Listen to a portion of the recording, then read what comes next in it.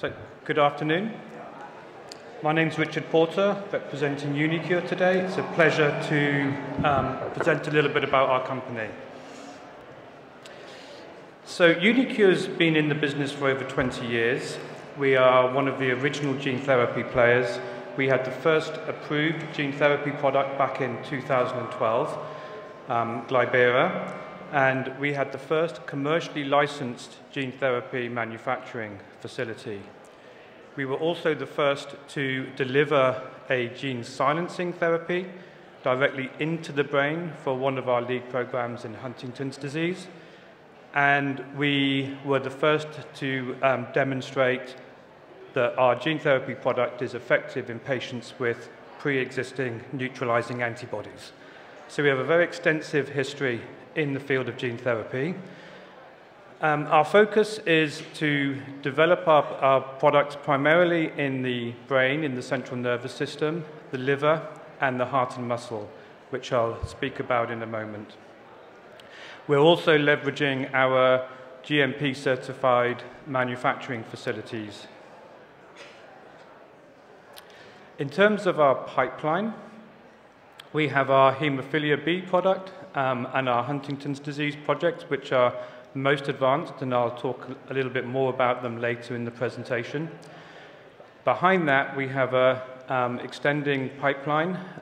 Next year, we're expecting a couple of INDs in Fabry's disease, using our liver platform, and in refractory temporal lobe epilepsy, with projects coming through behind that with INDs in the 2024 range in Parkinson's disease, alpha-synucleinopathies, amyotrophic lateral sclerosis, and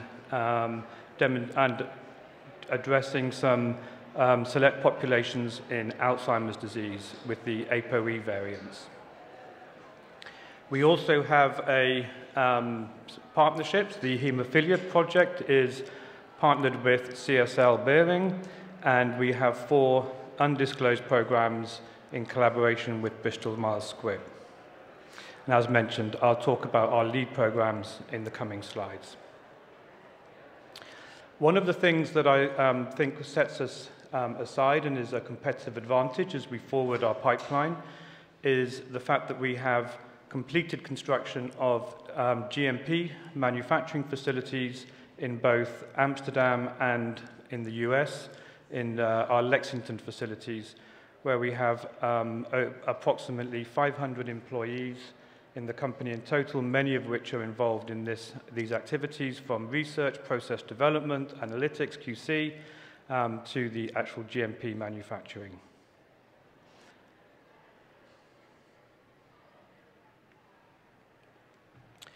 A little bit of data on our Huntington's program. We were very pleased in the summer to be able to report that we had data demonstrating target engagement. This is a microRNA project looking to downregulate the expression of the toxic Huntington protein. And this was demonstrated that after 12 months in the patients that we had data available for compared to the sham surgery controlled, we had a reduction, consistent reduction throughout the time points, up to approximately 54%. In addition, the neurofilament levels in the CSF had declined to approaching baseline levels after 12 months as a recovery from the surgery, and the product was generally well tolerated at the lower dose. And these are data from the lower dose.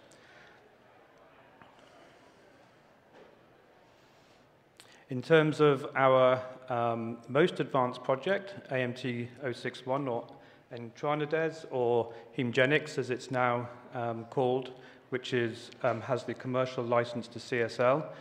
This achieved the primary endpoint in the HOPE-B pivotal trial, which was non-inferiority to factors.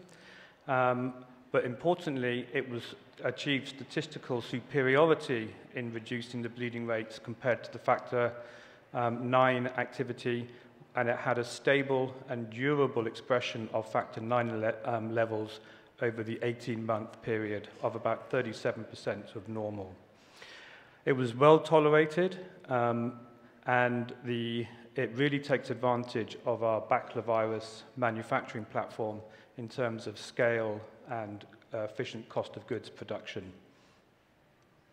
And you can see in the graph in the bottom level that we had 64% reduction in all bleed levels.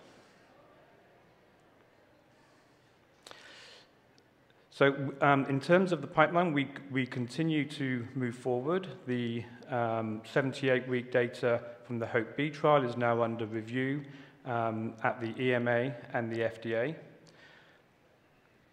The Huntington's programs, we are completing the SUSAR investigations and the top dose. I forgot to mention on the previous slide that we have stopped dosing the top dose for the time being.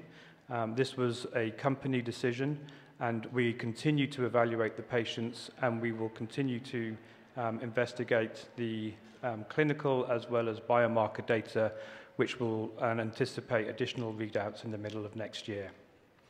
The research pipeline continues with INDs in the refractory temporal lobe epilepsy program and Fabry's next year.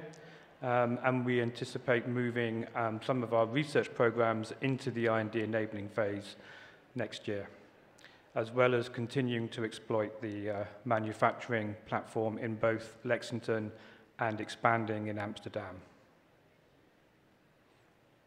So the final slide, and in summary, we are leveraging the technology platform that's the product of decades of clinical, regulatory, and manufacturing experience to develop and commercialize our products, primarily in the CNS, liver, and heart muscle. As mentioned, we have over 20 years' experience in the AAV gene therapy world with the first approved therapy.